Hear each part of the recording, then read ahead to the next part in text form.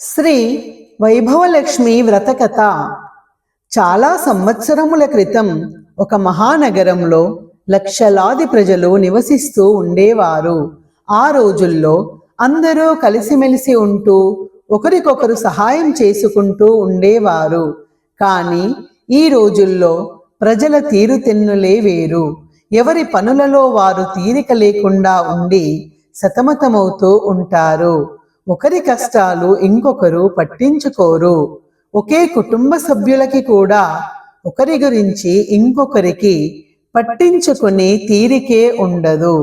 భక్తి భావాలు, భజనలు, కీర్తనలు, దయ, కరుణ, పరోపకారం వంటి మంచి ప్రవృత్తులు రోజురోజుకి తగ్గుతున్నాయి.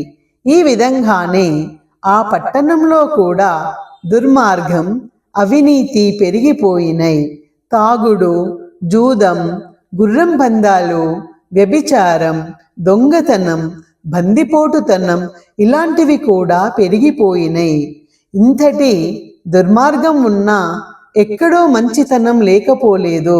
కొందరు మంచివాళ్ళు కూడా ఉన్నారు.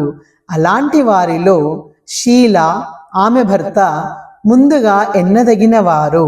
షీల చాలా ధార్మిక చింతన కలిగి ఎప్పుడూ సంతోషంగా ఉండేది. ఆమె భర్త కూడా మంచి ప్రవర్తనతో ఎంతో వివేకంగా ఉండేవాడు.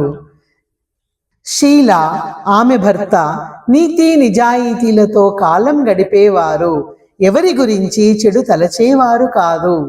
ఎప్పుడూ భగవంతుని ధ్యానంలో చక్కగా కాలం గడిపేవారు. వారి కుటుంబం ఆ నగరవాసులకి ఆదర్శప్రాయంగా ఉండేది. ఈ విధంగా శీల సంసారం సుఖంగా సాగిపోతోంది. కానీ విధి విధానాన్ని ఎవరు తప్పించగలరు? రెప్పపాటులో రాజే పేదై, పేదే రాజవగలడు.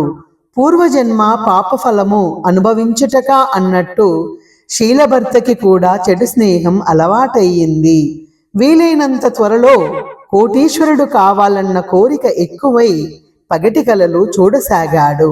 అనవసరమైన కోరికలతో తప్పుదారి పట్టాడు. కోటీశ్వరుడు అవటానికి బదులు బికారిగా రోడ్ల వెంట తిరగసాగాడు.